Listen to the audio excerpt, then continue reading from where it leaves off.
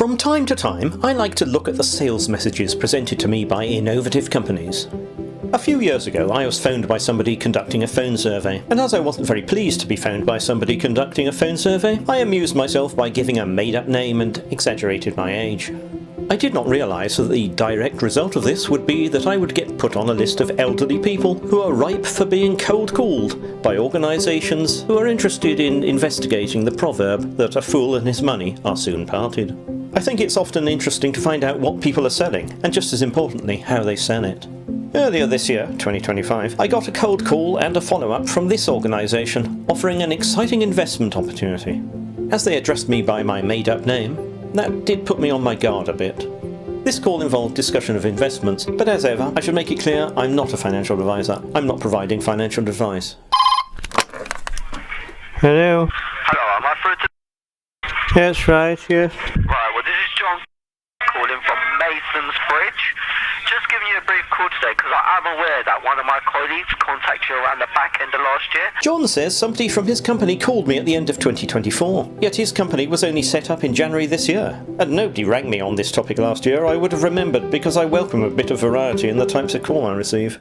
And we're just in the process of popping out some brand new company information. But before I do carry on, can I just confirm your postcode is still... Yeah, that's right. Where are you calling from? Calling from Mason's Bridge. Now, I'm sure you're aware that we are living in one of the worst economic downturns that we've seen in quite a long while. Would you not agree? That we are living in quite one of the worst economic downturns? But, I mean, what proactive individuals have been doing is that they're moving to safer haven markets that have zero correlations with this UK economy, just to, secure their capital and see some growth. These are markets such as gold, oil, whiskey, and indeed the fine art market. Let me ask you this, would you be familiar with any commodities investments, or is this your first time hearing about it? Oh, it's the first time I've heard about it. Right, have you got any investments? Oh yes, I've got a few stocks and shares. Oh, stocks and shares, right. What stocks and shares have you got? The correct answer here would be none of your business. You shouldn't be asking that.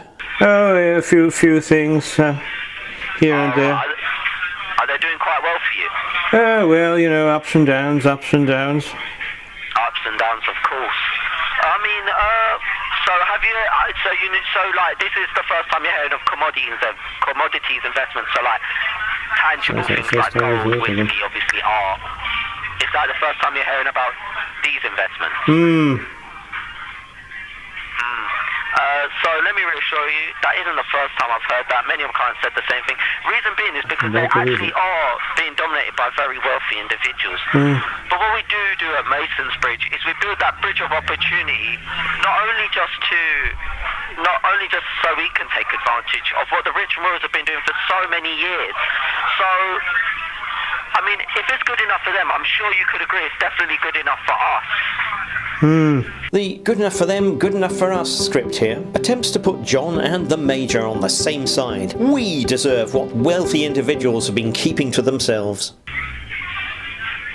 Now, I do have your details in front of me. If you were to ever find interest in this, would you like? Could you take my details down as well? So, because I do have yours. Right. Well, yes, I'll just have to get a pen and some paper.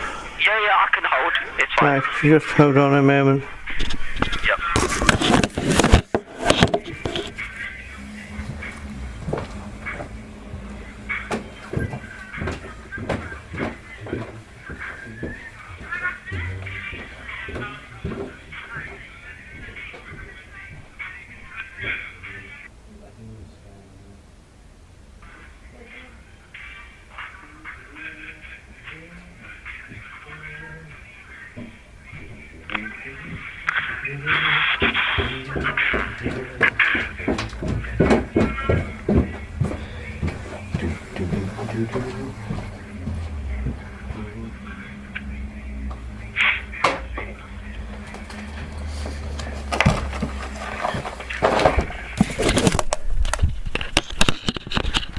Right, hello. Right, hello. So I'll just tell you the company's name, my name, of course, the company number, and yeah. So the company's name's Mason Bridge. Would you like me to spell that for you? Yes, please. So it's M-A. Yes. S-O-N, so Mason, and then Bridge, it's B-R-I-D-G-E. Right. And then my name is John, so J-H-O-N. J-H-O-N. And then space, my second name. Right. Perfect. Now my company number is... Yeah. Mm-hmm. Right. Now, John, John accidentally addresses me by his name, almost as if his is made up, but I'm sure it's not. if anything does change within the market, I'll be sure to contact you. I'm going to send you out the free information, and I know you're going to call me straight back, because it's a great investment. But so far you said you got stocks and shares, but obviously within the fine art market, since the past 3 decades, I mean the prices have grown rather substantially. On average, showing consistent returns of 9 to 15% per annum. That's almost double the stock market with lower levels of volatility. How would you compare that with your current investment portfolio? There's the bait. John claims that the art market has shown average returns of 9 to 15% per annum, which would be better than the stock market. And apparently the art market also has lower levels of volatility, whatever that means. You can find a figure of 14% on the internet, along with others that are less favourable. But I'm a sceptical person, and I would take any figures like these with a large pinch of salt. A global market average is one thing, but an individual piece of art is another. Just because the market in general is buoyant, it does not follow that every single painting or sculpture or whatever will start at one price and keep going up. Some artists are fashionable, others fall out of favour. Most you've never heard of, and nor has anybody else. You might have paid a certain amount for a picture, but you can't be confident that anybody else will match that in the future. Generalising here, the main reason to own art is because it moves you or makes you happy. If it has a financial value as well, fine. Oh well, I can't really compare those particular things. I'm afraid. Right. So say if you were to come on board and I was to show you 9 to 15% within the first year, would you happy with those returns? John should not be talking about these returns as if they are definite. This is not a fixed rate bond or savings account. At best, it's a vague possibility, based on fickle market sentiment. And as we all know, past performance should never be taken as a promise of future results. Well, it would be nice if that were possible, but it's not. Trust me, within the fine art market, I mean, they're doing substantial numbers right now for our clients. I mean, of course, you may be wondering how consistent the market can be. It does come down to that simple economic law of supply and demand. Are you a property owner? Well, yes. Yes? Well, it is quite similar to the property market, because if you own that beautiful house in a desirable location, when you put that back onto the market, you'd be quite confident that you'll see a good return from that. Right. But yeah, we do work with artists that...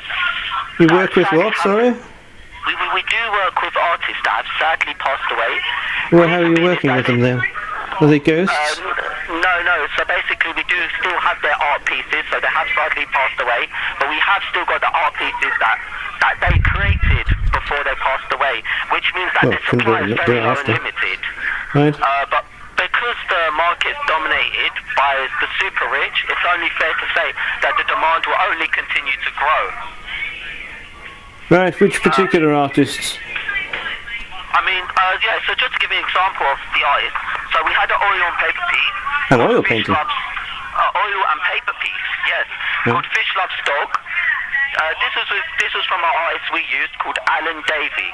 Now, it was estimated to be around about £2,000 to £3,000 when it was initially estimated at.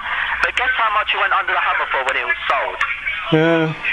Don't know, £20? No, it actually went under the market for £13,750. And that was only 4 years after the initial estimation.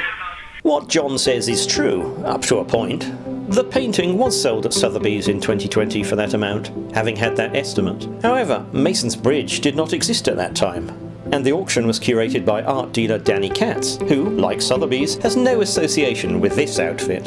When John states, "We had a oil painting called Fish Loves Dog," that appears to be at variance with the facts, unless there's something I don't know about. But when I do send you out the information, the free information, I'm going to send you a couple of auction results just so you can actually get a better understanding of it, so you can obviously have your own read up.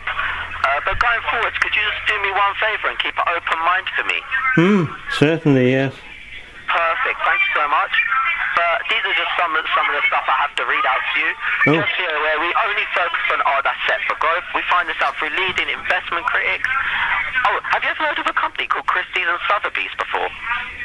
Not a single company called Christie's and Sotheby's. One would expect a company that supposedly specialises in art sales to be aware that Christie's and Sotheby's are two separate auction houses. Right, well, this is one of the companies we do work with to find out the information. They've been within the market for over 300 years, which certainly, do correct me if I'm wrong, but I do think that's certainly more than enough time to understand the ins and outs of a market. But without wasting too much time, in regards to the information I'll be sending out to you after this call, I'm going to tailor-make it to your needs and wants, not only to keep professional service, obviously, but to understand what you value and look for in any opportunities at your disposal. So if you were to invest, where would you position yourself within the market? Well, it was... Would you look between the 1,000 to 5,000 range if you were to invest ever? Well, I suppose so. Perfect, right. Let me just note that down just so we're aware. Because we just need to get some information from clients. And would this be liquid funds or would you need to diversify? What? Would this be liquid funds or would you need to diversify? Well, I might do both. Right. That's fine. Nonsense. So the areas you typically invest in, are they just stocks?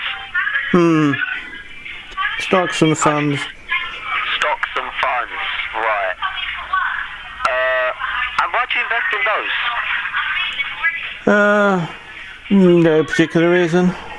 Tortoise futures, that kind of thing. Would you just say like safety and security, capital growth? Well, yes. Yeah. Right. Have you got any, I'm assuming you got a wife? Well, I've got a few people around the place, knocking around the place. A few people say we're a player. Wow. So what length of hold suits you best? What? What length of hold suits you best? So how long would you hold an investment for if you were to invest? I see. Investments. Holding investments. Right. I'm very much a buy and hold person. I can't be bothered with all this trading. So you're more of like a long term? Oh, yes. Perfect. Right. Just so I know if you're a bit better, are you working or retired? Oh, no, I'm very retired. Retired. What did you used to work in, if you don't mind me asking? Oh, well, this and that, you know. Jack of all trades and all that. Bit of gun running. Market? Uh, So what would you say your main job was? Well, driver. Getaway driver. Driver, Yeah. right. I mean, my dad's a train driver. Oh, yes. He's been doing that for a couple of years now, actually. He actually initially started off doing lorry driving. Then he went into being a train driver. Yorkie and him hanging on. Yes. Right. But how long was you a driver for? Oh, well, that was just one of the many things I did when we needed to make a swift getaway. Alright. And if you don't mind me asking, I know it's a bit rude, but how old are you? Well, that's a matter of opinion, really. Matter of opinion. So yeah. how old are you? How old am I? Well, Yes. well, it depends. So I could be. I might be 82, possibly 83. 83. to? Well, that's clean living. I mean, great stuff. Just so you're aware, we do work with historical data. This is past auction results. Well, I'm not that historical. It enables us to like put our collectors in a more profitable strategy.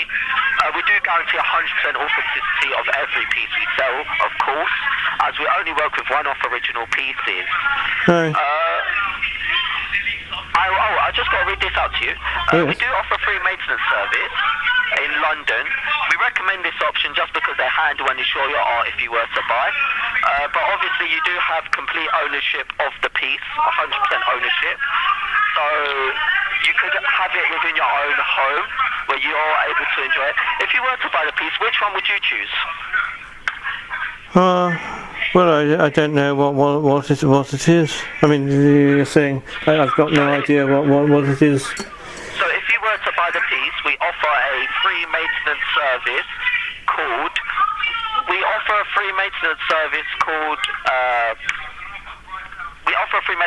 basically for the art people purchase. They hold and insure your art piece, but as you do have 100% ownership over the art piece, you can have it within your own home. So would you give it to the insurance company to handle, or would you have it within your own home? Well, there wouldn't be much point in purchasing something and then not having it there. It might just as well not exist. Exactly, I would say the same thing. So you would have it in your own home. Obviously, it just creates that talking point. Yes, people say, what's that ghastly monstrosity? Yes.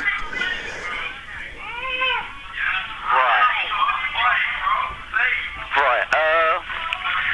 So let's say 2-3 years down the line, if you were to purchase an art piece and it gained substantial growth, and money wasn't the problem, what would you do with the returns? A financial return is quite abstract and intangible, so this sales technique is designed to make it more concrete by getting the customer to think what they will spend their free money on, and thus buy into the idea that they are definitely going to make big profits. Well, I mean, that is a big if, isn't it? I mean, yeah, it is a big if, but obviously with the numbers that the fine art market's been showing, it's quite possibly done. Right. But I mean, there's no guarantee that some painting of some fish is going to go up by 15%, is there? I mean, there's not always a guarantee. However, with how the market's been performing quite lately, it's definitely very a secure asset to buy right now. Oh, is it? A secure asset, you say? Right. Yeah, it is. At the moment, it's definitely a secure asset. Right. But if you were to make those returns, what would you use the returns for? Well, who knows? Right. Would you use it to go on holiday, maybe, or maybe invest more? Well, who knows what I would do in a totally hypothetical situation. That's not likely to come to pass. Well, I mean, thank you for allowing me to introduce you to my market. Yeah. But I know I've been very brief today, but I look forward to next speaking to you if you'd like to go ahead. What I'm going to do from here is send you out the information with the auction results. Right. I'm going to conclude everything we spoke about today. I want you to take your time to do your own due diligence, write down any questions and queries you might have. I'm going to try and get one of my seniors to give you a call. A senior? Right. As they have loads of experience within the market, their values are second to none. But if they were to give you a call, what time would suit you best, morning or afternoon? Afternoon, possibly. Afternoon, right. Afternoon, right. Well, perfect. I'll try to get something arranged for you to get you closer to getting an art piece if you'd like. Have you got? Is this your best mobile number to contact you on? For them to contact you on? It's the only number I've got. Right. Could I have your email address just so I can send you an electronic copy of the information? Oh, I don't have one of those, I'm afraid. You don't have an email address? No. No, I can't work those things. I'm too old. That's absolutely fine. Well, I mean, it's been lovely speaking to you, though. Thank you for taking the time to speak with me. Could you do me one favour? When you speak to my seniors, could you just put in a good word for me? Right. Well, thank you so much. But besides business, what else are you doing today? Well, I don't quite understand what you mean. But besides business, what else are you doing today? Are you doing anything interesting for the evening? No, not particularly, no. Right. Do you have any hobbies? How about you, John? Oh, well, I mean, I like cricket. I've recently actually got into golf. Do you play any golf? No. Right. Do you have any hobbies as such? Any sports or anything? One or two hobbies. Sorry? One or two hobbies, yeah. Oh, what hobbies are those? Talking to people on the telephone.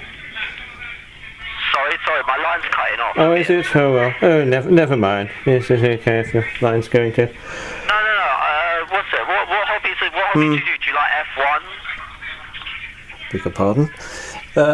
Not particularly, no. Like F1? Do you like any sports as such? Not really, no. Do you enjoy gardening? Not really, no. Right. I mean, do you enjoy anything? Oh, the odd thing, I expect. The odd things, like just mostly chilling out? Yeah, in a manner of speaking. Yeah.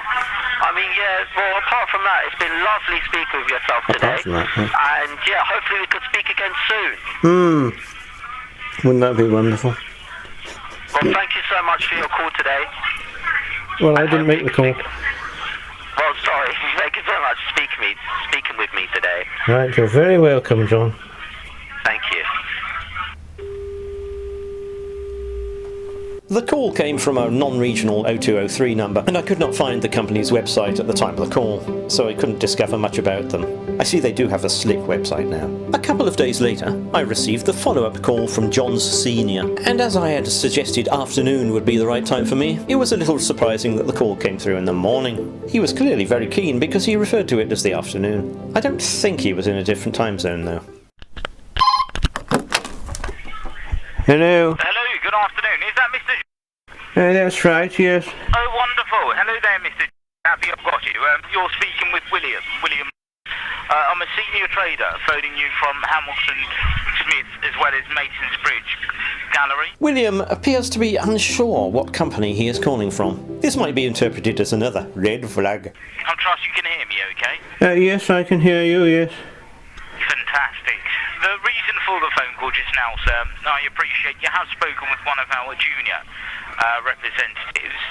We did manage to get some documentation sent over to your home address here at... Is that the right address, sir? That's the one, perfect. Of course, if you do recall the conversation, it was all in regards to the British contemporary art market. Do you remember the conversation? Yes. You do, superb. Now, the reason why I phoned you today, sir, as a lead-in follow-up, is because I have been given the green light, should I say, to move forward on a number of transactions that have become available here. William's reference to having been given the green light is intended to suggest that the major is receiving special treatment for something not normally available, when in fact the salespeople will all be trying to flog the same opportunity. Now, based on the conversation you had here, you did mention, of course, one of the representatives that you was open-minded to the market.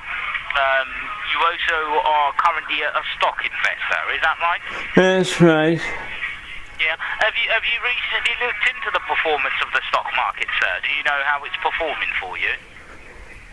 Well, I leave that to my financial advisor. He does most things for me. Really? Yes. Right, no, I understand. The only reason I say that is, of course, since the sort of Donald Trump's new policy with his administration, he has implemented some very aggressive policies, including trade wars between neighbours, but also between allies like the European Union. And since then, we've seen the stock market lose value exponentially. Exponentially. Right? So is that something that you was informed on, or perhaps this is news to you just now? William's job here is to point out the flaws in the stock market in order to separate the major from his attachment to shares and build up the supposed attractiveness of an alternative investment like contemporary art. No, I'm aware of that. You know, I try to keep up with current affairs. No, absolutely. Likewise, Mr. Now, because of that, what a lot of smart, savvy investors have now started to do is they've been looking at alternative options, areas that have a zero correlation to the banks, building societies, or the stock market, right? And one of the top 3 asset classes to invest into has proven to be within the British contemporary art market. Now, because of that, currently my clients are achieving an average of 14.9% on their Royal Academy-based art. William quotes the average of 14.9% in relation to his clients, rather than an overall market average. Since John's phone call, I've also realised that the percentage figures quoted refer to the contemporary art market as a whole, not specifically British contemporary art, which might behave differently in different conditions. Now, if I may ask you, Mr. Just if we was to look at the average return today of 14.9%, how would that compare to some of the areas that you may be working with at the moment? Well, it's obviously sounds on the high side. Yes. Well, one thing that is good about the return, sir, is that they have been consistent. I'll say over the last 2 decades, we've seen a consistency within Royal Academy-based art. Now, as a result of that, of course, it does mean that if you've got capital in areas that perhaps may be underperforming, you know, such as the banks, the building societies, and in some cases a stock market, having a foothold within the art market would only prove to be of a benefit to you, sir, rather than a hindrance. I'm sure that makes sense, sir. Yeah. Now, I'll take it, are you retired by now, or are you still working? Yes, I'm very retired. Very shy retiring. Congratulations on the retirement. How are you finding the promised land? Is it as good as they say? Well, I'm not there yet. What do you mean, sorry? What? What do you mean by that? What? So, you mentioned you're retired, right? Yes, that's great, yes. Right. So, no, when I said the promised land, I didn't mean the other promised land. Right. I think I just understood what you said. Right. Really, what I meant was, how are you finding your retirement? Tough retirement. Well, it's all right, thank you, you know. It's good. Okay. And when you do typically save or invest, Mr. Are you just investing for yourself or your family as well? Yeah, mainly for myself, I suppose, you know. Mainly for yourself? Yeah. No, I'm with you. Well, I've got some good news, sir. Oh, yes. Because, yes, the reason why I phoned you today, Mr. is I've been monitoring the market now for about 6 years. And there is one particular artist who has gained great attention internationally. Not just here in the UK, but all across the board, from places like the Middle East, China, but also places like Australia as well. Now, he is a Scottish-based artist by the name of Alan Davey. Have you heard of the name Alan Davey before, or would this be the first time for you, sir? It would be the first time I'd heard of him. The first time, not a problem. Well, the reason why I bring Alan Davey to your attention is because right now he has been reported all across the press and the media, such as Forbes magazine. But not only that, you've also got well-known auction houses here in London. Ones that you may have heard of before, Christie's and Sotheby's. Are you quite familiar with them? Sorry? Oh, sorry, what? Christie's and Sotheby's auction house. Are you quite familiar with them? I'm aware of them, yes. You are. Now, the artists that we work with, they have been traded through those auction houses far more frequently. And as a result of that, we've been selling Alan Davey paintings at very good prices through these auction houses. Now, the best example that I can give you, sir, is 5 years ago, I was selling Alan Davey paintings for about £5,000 sterling, right? And take into consideration the artist, Mr. passed away unfortunately in 2014 at the age of 94. You're with me, right? Alan Davey was born in September 1920 and died in April 2014, so he was 93, not 94, which any expert on him would have known. Now, in 2020, of course, this was at the height of the pandemic. The stock market lost about 70% in profit. If I may ask you, I mean, at the time, was you still invested on the stock market during the pandemic? Oh, yes. Right. So in some cases, you may have, it's likely that you would have experienced some losses there. Is that a fair statement? Well, only in the short term. In the short term, right. Well, where things get interesting, Mr. The arts market during the pandemic saw an increase of 115% that year. Regrettably, William does not give a source for this astonishing statistic on the 2020 art market, nor does he elaborate. Is it profit? Is it auction house turnover? Is it true? Some supporting information would have been nice. Right? Where all of the other markets were losing value in capital, the art market gained value. Right? And what this illustrated was that not only is the market resilient towards pandemics, it's also resilient towards a recession.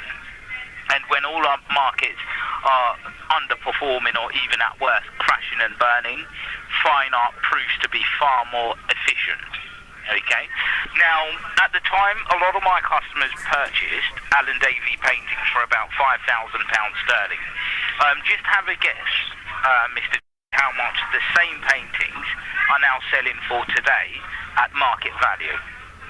Oh, I couldn't venture an opinion, I don't think. And if you could sort of throw a figure out there, what would come to mind?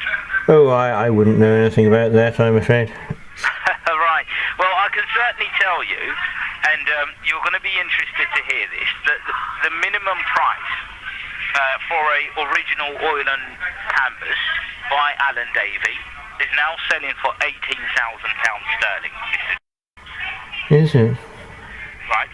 And 5 years ago, the paintings were worth 5,000. Right. But today, you can pick up one of those paintings for anywhere at the higher end of £37,000 sterling, depending on the size of the painting, but also the year it was produced. So my question to you, Mr. is, let's just say you took my advice in 2020 and you invested into a canvas by Alan Davey and, you know, let's say you dip your toes in around the £5,000 mark, and today that painting was valued at the minimum of £18,000. How would that make you feel? Well, you know, it just depends what the picture looks like at the end of the day. Right. So for you, is it about what it looks like, or is it about maintaining capital growth? Well, it's what a picture looks like. I don't want some monstrosity on my wall that I can't stand looking at, do I? No, absolutely. I understand that. But would you be interested in selling your painting? Well, I haven't got a painting. No, I'm saying if you did pick up one of my recommendations, because, you know, you mentioned you couldn't stand staring at something at the wall that you didn't like. Yeah. But even if you did like it, would you have the intentions of selling the painting? Well, I don't know. I can't tell what I might want to do in 3 years' time. You know. Right, that's a fair comment. I play with the wind, really. I'm very inconsistent. No, I understand. Well, look, Mr. I've got a proposal that I would like to bring to your attention. Again, the entire nature of our business trade, because we are working with Royal Academy-based artists. They are growing in value far more than what we anticipated. So my intentions are to help you sell these paintings at a greater value than what you would have originally purchased them for. Now, don't get me wrong, some of my clients who invested into Alan Davey today are refusing to sell the paintings because the prices have gone up so quickly that they're willing to hold on to the paintings before they truly let them go. I'm sure that makes sense to you, sir, yeah? Now, my proposal is involving an original work on paper. It's a mixed media that's currently selling at market value of £5,000 sterling, which is all inclusive of VAT, right? Now, because of the way that the economy is performing at the moment, right now has opened a new avenue for a lot of UK customers to invest into Alan Davey, not only to safeguard their finances, but to also invest into an area that is producing capital growth for future business trade. And all I intend on doing as a broker, because I am performance related, I rely on the profit you would make when you sell one of these paintings. So quite naturally, it's in my interest to make sure that your paintings are being sold at a far greater price than what you originally put in. Does that sound reasonable with you, Mr. Yes? Well, I can see where you're coming from, yes. So the gallery is selling paintings to clients with the intention of those paintings being resold at a profit after a short space of time. That seems a bit of an odd approach to me. Yeah. So what I intend on doing today, sir, is sending you out my proposal in writing so that you can see it in black and white for yourself. There is another artist, actually, that I want to put in front of you as well for you to at least consider. He's a living artist, however. It's a man by the name of Richard Hambleton. That will come as a bit of a shock to the estate of living artist Richard Hamilton, who died in 2011. He would have been aged 103 by the time of this call. Any gallerist would be well aware of this. And he does produce some fantastic paintings. I own several paintings by Richard Hambleton. Mr. William claims to own several paintings by Richard Hamilton, not prints, original paintings, so I'd say he must be pretty well off. But I think you're going to be interested to see his works, because if you want to keep the assets at your home, I think Richard Hambleton will definitely tick the right boxes on the visual side of the aesthetics. Does that sound reasonable with you, sir?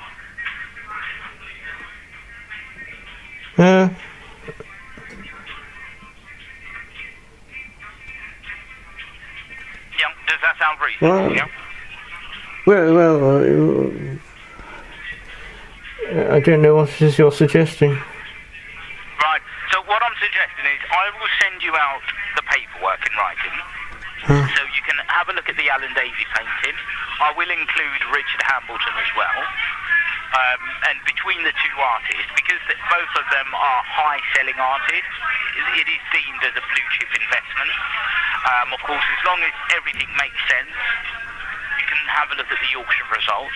Everything will be on paper, and you can make your own educated decision. Is that fair enough with you, Mr.? Well, I don't really think it's going to. There's no guarantees. That's the trouble. What do you mean? Sorry. Well, there's no guarantees that something's going to go up, increase in value in by 14.7%. Yes. The good news is they are increasing in value at the moment, and the beauty about Royal Academy-based artists, Mr. is they leave a precedent when these assets are sold, and it's publicly recorded. So, for instance, as I gave you the example earlier, during the pandemic, when I sold Alan Davey paintings at £5,000, because of the increase in value and because paintings sold for far more than what they expected, you now can't find an Alan Davey canvas for £5,000. The minimum that you could fetch one for is £18,000, right? So as a result of that, Mr. the values are increasing. Of course, you are correct in one sense. It's not guaranteed that it's going to show that exact return. And I'm not here to give you any form of guarantees over the phone. Oh, right. Well, that's rather disappointing, really. Well, no, it's certainly not. It's illegal for me to do that, Miss. Yes. And the reason why it's illegal is because these assets are gaining in value, as I've stated, but I wouldn't waste my time recommending a painting that would not sell at profit, because I rely on the profit. You know, I earn 10% commission, Mr. only on the profit margin, right? So take my professional advice. Alan Davey, as well as Richard Hambleton, those two artists are the high-end selling artists that I'm working with. What I'd like to do is put the information in front of you so that you can sit down in your own leisure and make your own educated decision. Surely that's fair enough, yes? I don't think I don't think I like the sound of those artists particularly. All right. What makes you say that? Well, you know, I've seen some of Richard Hamilton's work in the past, obviously. When I knocked around that area in the 60s, so you know, it didn't do anything for me really. And where did you see his works from, sir? What? I didn't say I was working. I was just passing where through. Did you see his work? What? You mentioned you've seen. Well, it was you know, it was all the rage back in the 1960s, obviously. Right. Okay. Well, look, I mean, before making a sort of drastic assumption here, sir, I think it would be worthwhile at least considering my proposal, seeing it for your own two eyes, and, you know, making a formal decision. Surely that's reasonable, sir. Well, you know, I don't care for the art particularly. Well, this is an investment, Mr. Is it? Yes.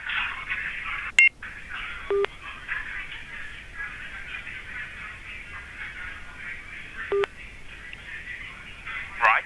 What? And you are invested on the stock market, Mr. Young? Yeah. So look, what I'm suggesting is this: let's keep an open mind on this one. Consider something that would either outperform what you've already got, and once you've seen the evidence for yourself, I mean, I've got the auction results here that I'm in the position to put in front of you. Make a decision then. Fair enough with you, Mr. Young? Well, it doesn't really sound like my kind of thing, you know. It all sounds very, very ephemeral, you know, and all reliant on tastes which can change. And you know, I don't really have $5,000 knocking around to make such a speculative investment. No, which is a fair comment, sir. But the good news is, right, we follow the artist, right? So we don't just follow the paintings here. Which is why I mentioned to you, as a commission-based broker, Mr. I have to rely on the amount of profit that will be accumulated from the sale of this painting, because that's the only way that I can earn 10% commission once that painting has been sold. So my proposal... Yes, but you'd be getting the 10% commission on the sale of this paper mixed media artwork that you're proposing to sell to me. That's right. Well, only once you sold it. Not from some ongoing auction that might happen in three years' time or anything. You wouldn't continue to get a commission there, would you? No, certainly no. Not. So it's a question of you selling me a painting that you or mixed media piece. Now that you say is worth £5,000, but you know, I have no way of knowing whether that's actually the case. Yes, that's not true, Mr. Oh, is it not? Have I got hold of the wrong end of the stick? That's right, sir. So I earn the commission once you have sold the painting, not when you buy the painting. Well, that doesn't make any sense. This is an unexpected turn of events. William says he doesn't earn his 10% commission on the initial sale to the major. He only gets his dosh when the major resells this artwork that he owns. in the future. That's probably at least 3 years away. My experience of salespeople is that they aren't renowned for an enthusiasm for delayed gratification. It's normally all about short-term sales goals per quarter, per annum at the most. I remember an email I saw from a marketing manager to his sales team where he says, "I know you are no doubt knee-deep in closing out your pipeline," which was a curious turn of phrase. Why not? Well, because you've got no guarantee that I'm going to sell a painting. I mean, if I purchase something from you, then it becomes my asset. Well, why would I have an obligation to you? No, absolutely. The reason why you would have an obligation to us, sir, is because as a gallery, we hold exhibitions here at the studio, Mason's Bridge. So, which is why I keep reinstating to you, sir, this is an investment. And which is why I asked the question earlier, are you happy to sell the painting? Because that's what I rely on, sir. Right? But if I go to a gallery, perhaps in London, and I purchase an artwork, the artwork becomes mine. Right. The gallery doesn't continue to have any interest in the painting or artwork that I've purchased. No, absolutely, and that's because they're not brokers. You know, that's just the gallery. I am a performance-related broker, sir. So, you know, I'm not just trying to sell you a painting and then you say goodbye. I want you to become a client, so that over the next year, 2 years, 3 years, I can make you profit, and you can come back to me and say, William, show me a good figure on this one. Maybe let's look at something else. Well, in that case, I don't understand the business model. Okay, what is Who am I purchasing this piece of art from? Right, so you're purchasing the piece of art from us, the gallery. Right. But it doesn't become mine. But for some reason, it doesn't become mine when I purchase it from you. No. So it does become yours, as in you are now the owner of. So the if I'm the owner of this piece of art, then it's mine. Why would I have any further obligation to you? Because I've supposedly paid you the $5,000 or something. I've got my painting. Because again, sir. It's a nice spaniel, you know. Because again, sir, we are a business, right? So as a gallery, what we are doing is growing the business by having far more clients investing into the market, selling out of the market. The more people that are making profit, you know, they're going to refer us to their friends, to their family members, and they're going to continue to use us again for the longevity of the future trade. Now, the paintings that you buy from us, Mr. Because we purchase the paintings directly from the artist estate, we sell the paintings to you slightly under the market value. How does that make sense? They buy the paintings from the artist's estate, which would hardly be likely to sell at less than whatever the current market rate might be, and then they sell those artworks to clients at less than that rate. The company's got a built-in loss right there. Right. And quite naturally, what that means for you, sir, is of course you then have a business relationship between yourself and the business here, the gallery. Now, don't get me wrong, if you decide to run away with the painting, there's nothing we can do at that stage because, you know, you own the painting, it's in your name, but which is why I always inform my clients beforehand, let's maintain that business relationship because this year at some stage I plan on exhibiting your painting here at the studio. Does that make sense, sir? Well, if you did that, then you could be selling the same painting to lots of people, lots of different people. No, certainly not, because you either get home delivery or you get the painting placed into storage. So you've got two options there, home delivery or storage. But when the exhibition date has arrived, then of course we would require that painting is brought back to the gallery so we can exhibit it on your behalf, sir. Well, what's in it for me? That's a very good question, sir. Well, what's in it for you is the profit margin that you would make from the painting once it's sold. And that's my job to Yes, but if the painting's sold, then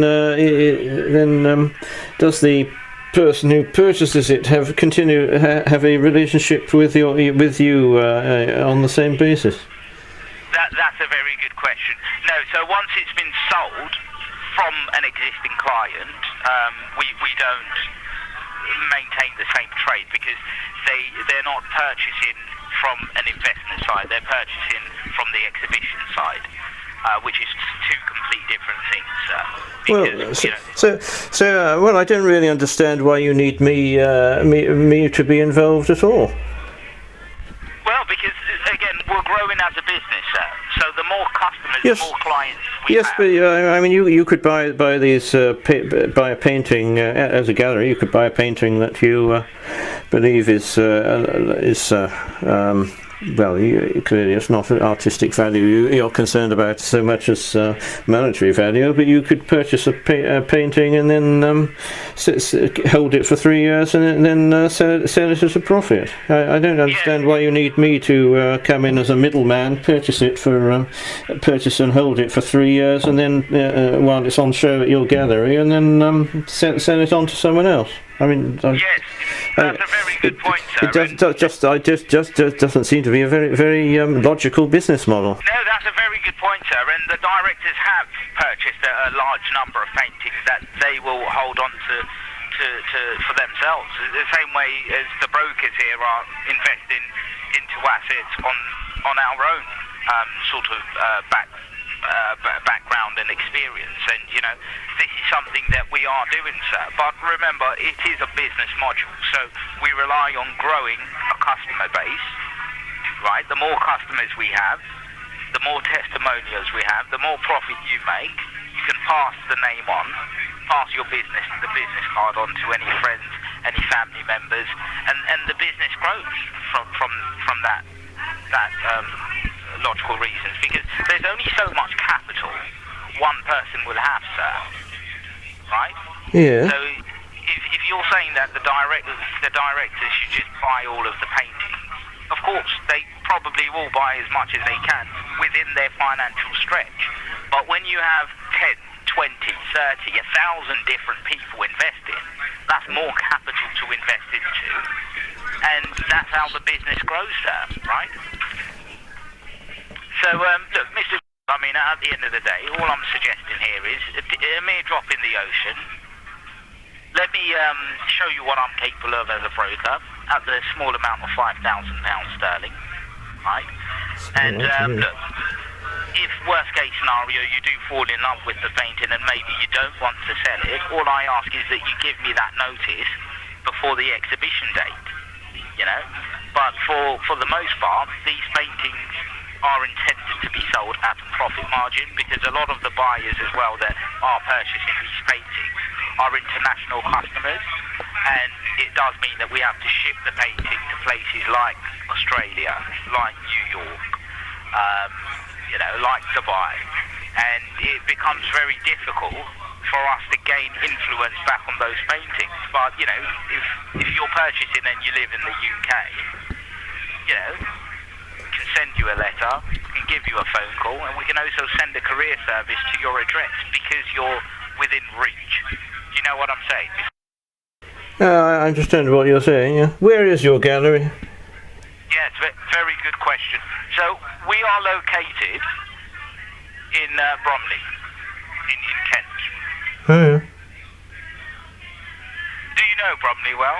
Or? I don't know Bromley well, no. Right. So the studio's here in Bromley. We do have an open door policy as well. So, as I've mentioned to you earlier, we like to exhibit the paintings here at the studio, and it also gives our clients the opportunity to see how the professionals work it, and you can make your own judgment upon that. Does that sound reasonable with you, Mr. Yeah. Yeah? So look, what I can do is this, right? I can send you out my proposal in writing. Can I verify? Sorry, go on. Yeah, it's just you said you'd been working for. Did you say you'd been? How long have you been working for Mason's Bridge? Yeah, so I've been at the company now for 16 years. 16 years. 16 years. Yeah. Yeah. Does But the, yes. Go on. Go ahead. So I've been working in the industry 16 years as one of the leading seniors. Mason's Bridge Gallery has been incorporated as a sister company. So we've been operating here in Bromley for, I believe it's now just over 4 months, I believe, the gallery's been running. Oh, I see. So you're very new to the business, really. No, I've been working for the company for 16 years, sir. But the gallery, we've just opened up a new gallery here in Bromley, sir.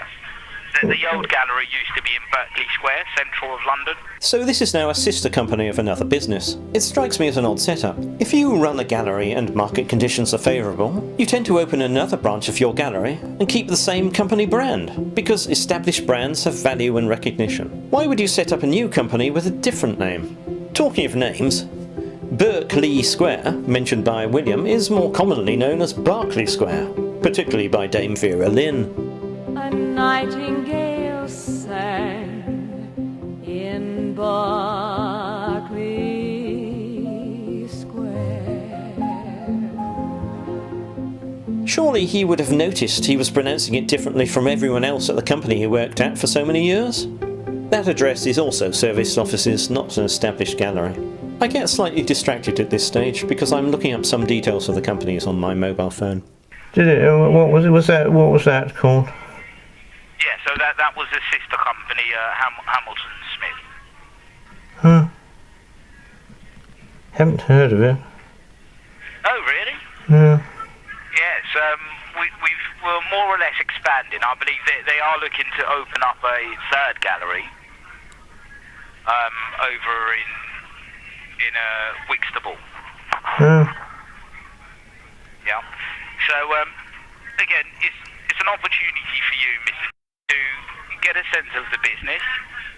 As one of the leading representatives, it's my job, like I've stated, to ensure that your investments are not only showcased, exhibited, but don't get me wrong, some of my clients in the past have fallen in love with the paintings, and they've apologised and said, William, I know we had a plan to sell, but I think I would much rather hold on to the painting before I let it go, which it has happened. But for the most part, I do prioritise on having your paintings placed into exhibition and then sold at a profit margin. Do you know what I mean? Yep. So look, Mr. I can get the paperwork all out to you. You can sit down in your own leisure and you can make your own educated decision. Surely that's fair enough, yes? But so you were at Hamilton Smith before? The previous gallery, that's right. Yes. Yes, because Hamilton Smith was only incorporated in September 2023. So there seems to be a bit of an anomaly with the fact you've been working there for 16 years, I suppose. Yes, no, so again, I've been in the market for 16 years, sir. Oh. I've been a broker for 16 years now, right? Was it always on the arts that you were doing these things? Sorry, say that again. Was it always in the arts market that you were doing these things? Or were there other things you were specialising in? Yes, no, so I've always maintained my career within fine art, because previously I used to work for, Hamilton Smith used to be private before they incorporated the High Street Gallery. But before we never used to approach individuals. Before we was approaching organisations, and trying to sell the assets in bulk. But over time, the directors decided to open a gallery up, approach UK individuals, as I am now, sir. And and that's just how we've been maintaining as a business. I see. Yeah. Does that make sense, or do you have any concerns, any doubts? Please do bring them to my attention, Mr. Oh, yes, I have plenty of doubts, really. Right. And what's your main concern? Well, I just don't think that I want to speculatively invest £5,000 in a painting that or piece of art that I'd feel indifferent about. You know. Right, and what makes you say that you would feel indifferent about it? Well, I suppose the growth that you've suggested I might have, I don't find that particularly credible. Oh, really? Okay. Well, let me make a sensible suggestion then, sir. If you doubt the growth that you would see from this, because every 3 months we provide you with a valuation on the painting, and those are third-party valuations. So we used different companies, different entities to process those valuations. Now, I can send you out the paperwork on this asset, right? Let's say you did make the investment with us. Naturally, as company policy, what we offer you is a 18-month buyback policy, right? Now, what that means essentially is within 18 months of the investment, at any moment, can you request to have your painting sold back to the gallery at the same price that you would have invested. Does that make sense to you? Yes? Well, there's lots of ifs, buts, and maybes there. I think. And what makes you say if, but, or maybe, sir? What's the concern? Well, the words just came out of my mouth, I think. Now, I think the Major has shown that he's not interested, but some salespeople will not let it go, and William is one of them. Yes, what makes you say that? Well, because it would rely on me doing something I don't really intend to do, I don't think. Right. Well, look, Mr. Like I've stated, I mean, clearly you are an investor, and which is why I'm saying to you this would be a blue chip investment to outperform some of the areas that you may be working with at the moment. All I'm asking for essentially, let's keep an open mind on this one. Allow me to put something in front of you that would produce a result, and give me 3 months to demonstrate the increase on your painting at value. And worst case scenario, if you're still feeling indifferent about it, we'll simply buy the painting back at the same price of investment. Surely that's fair enough, Mr. I don't think I really want to do that. Right, then what would stop you from doing that, Mr. Well, I don't think I don't think I want to invest, supposedly invest, £5,000 in a particular painting or piece of art, particularly on a speculative basis. Okay, so you're down so that the profit won't be made from this. Is that your concern? Well, well, I can't say whether a profit would or would not be made on a particular painting, but I can say that I don't think I'm particularly interested in exploring that particular arena of. Right. Well, what I can do for you then, sir, is I can send you out some results on a smaller amount, sir. Why not test the waters out? You know, test me out. Let me show you what I can do where performance is concerned. And as long as you've seen some level of profit, then maybe we can talk later, at a later point, at a larger amount. Surely that's fair enough, sir.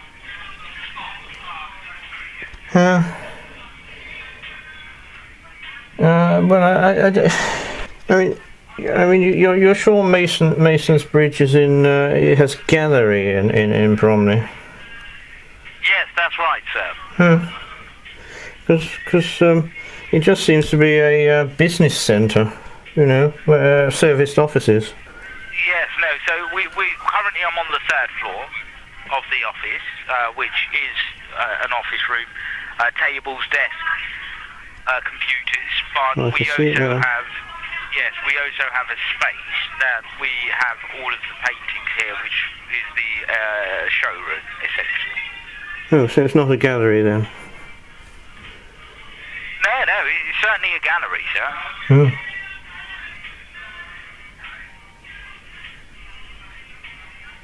So everything is in-house, sir. The gallery is here, the directors rent the spaces here for the gallery, and 3 levels above we have the office spaces, which is where, we make the phone calls, etc., etc.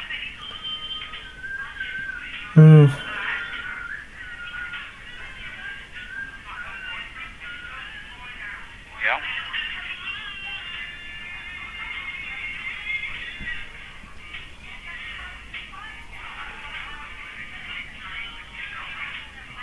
How does it sound to you, Mr. What? How does what sound? How does what to sound to me? My proposal, sir. Well, I've entertained it, and I've decided it's not for me, William. Thank you. Right. What's your main concern? I mean, I can tell you're clearly serious about something, because you wouldn't be looking at the information unless, you was certain that we could do something here. Oh well, I just idly look into these things to understand who's phoning me up. No, I understand. Well, look, what I can suggest then, even if you was to drop your toes in at the sort of minimum amount of £1,000, surely that's reasonable on your part, sir. What? We're bargaining now. No, certainly not. What I am trying to establish here is some level of business trade here, sir. Hold on, there's somebody at the door. Hold on.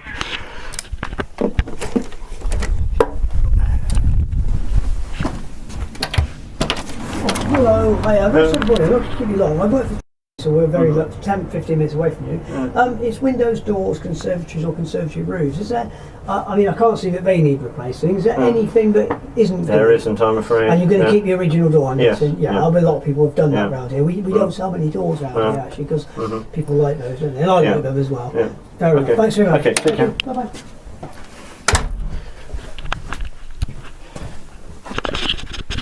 Sorry, it's double glazing. Yeah, not a problem. So yes, as I was saying, Mr. Why not, sort of dip your toes in at the lower end at £1,000, test the market out. Let's at least produce a result on a small amount here, and I think that will give you more confidence moving forward. I don't think it would give me more confidence, to be honest, William. What makes you say that, sir? Because I don't really see art as an investment in that particular way. Right. Okay. Well, listen, Mr. At the end of the day, like I've stated, I'm in the position to send you out the proposal in writing, and all I am asking for essentially is for you to, consider doing business here. But the choice is always in your hands, right? Well, yeah. Well, one thing I am curious about is where you got my details from to phone me in the first place. Your company, I mean, because I spoke to your colleague. That's right. John. Yes, we've paid a company in the past to conduct surveys for active savers or investors. Anyone who would have shown an interest, the details were passed on essentially. Oh, right. Yeah. I see. Right. So what are your thoughts? I mean, do you think this is something you can consider moving forward on? I don't think so, to be honest. No, William. Right. All right. Well, listen, Mr. It's been a pleasure speaking with you. All the best either way, and it's just unfortunate, really. I thought we could have taken the steps to look at something here. Well, it's always very interesting to find out what's going on. No, absolutely. All right, all the best, Mr. Take care. Yes, and you, William. Thank you. Bye-bye.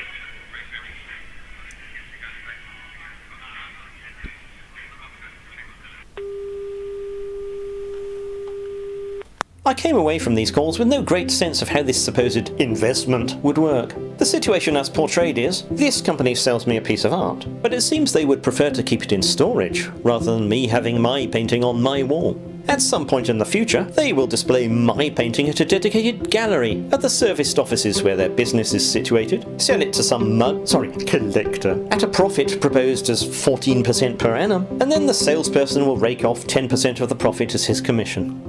How does the rest of the company make its money? I mean, serviced offices are flexible, but they aren't necessarily a cheap option, and the sales team all need paying a basic salary even if they are primarily commission-based.